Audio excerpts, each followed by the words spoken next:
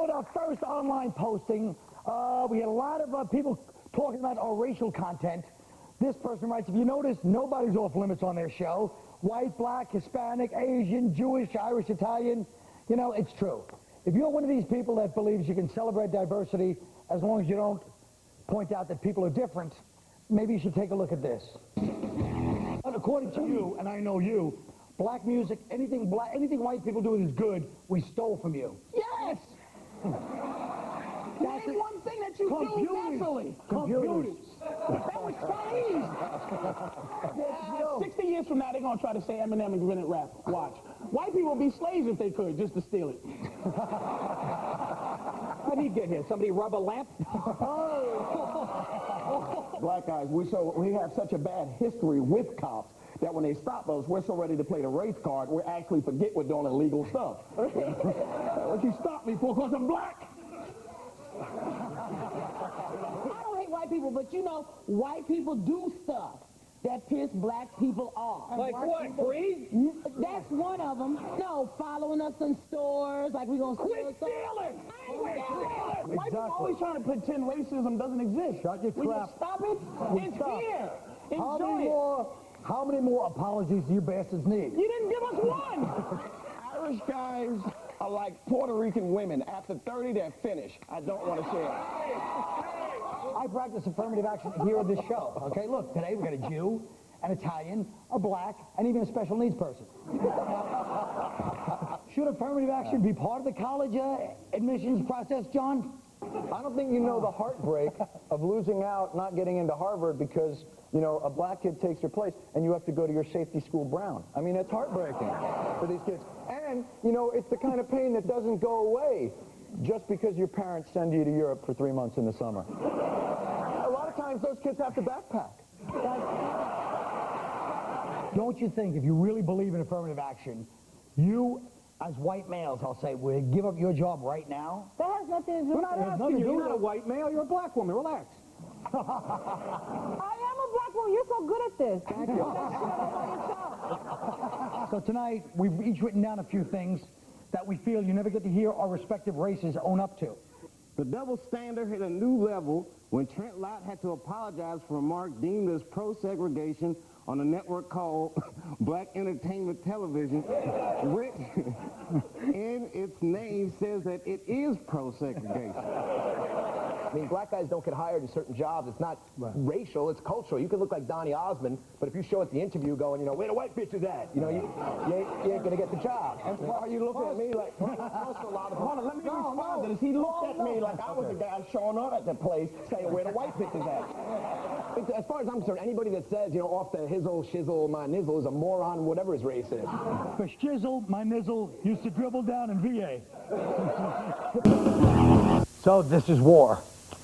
Gird your limbs, stiffen your sinews, and let slip the fire-eyed maid of smoky war.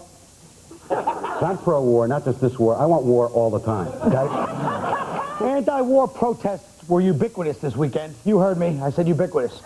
I know what it means. This whole war is the result of George Bush and his oil industry puppet master. I agree to that. You sell out to let your people in this country on votes and you say that? I was kidding. I wanted to see Nick have an aneurysm. Yeah. I dropped the atomic bomb twice. Yeah, but you know what? We're America. We should be allowed to blow stuff up. I agree. We're really good. But I'm saying that's the way it used to be. So don't you think our country is just a little bit insincere? Yes, a little insincere, and also a little hypocritical. I mean, you get like Michael Moore, we were talking about him, and I mean, it just seems like if you're going to dedicate your career to ranting about the excesses of American capitalism, you probably shouldn't weigh 450 pounds. So, should we torture Khalid Sheikh Mohammed? I don't believe in torture. I really don't, guys. I think we should just turn him over to the ACLU and then apologize for provoking the attack by inventing airplanes and buildings and then educating that baboon in one of our universities. Well, I think you're being sarcastic. And I just want to say... Did you hear this? We're sending 1,000 New York City cops over to Iraq to restore order and help set up the police force. Now, they're not going to stand out. A couple of dozen Irish guys in Jets jackets, you know. Hey, genius, come here. You live here? You with the beard. Come here. Officer, that's not my camel. Because a lot of reporters are getting injured. Yeah, serious things are happening over there. People are getting hurt. Jennifer Eccleston, I was watching this the other day. Via Tunisia and also Libya. See? Baby's got the sniffles. Yes. Let me tell you something. Saddam, if you touch one hair on her head, I'll fly there myself and bust you right in the eye. This Hassan Akbar, is that really biased or isn't it kind of strange? Can you imagine the Iraqi army having like a Colonel Morty Feinberg? No. If a guy's name is Al Akbar, he should not be in office. Thanks, folks. Folks, one of the things you got to understand about showbiz is if you're a certain look, like Brad Pitt, Tom Cruise, Denzel, you know, you're going to get some letters from the ladies. So, I got one right here. Colin is by far the best looking man on Tough Crowd. Whoo! Damn fine hair and hot accent if you ask me. And you know what, if you ask me, miss?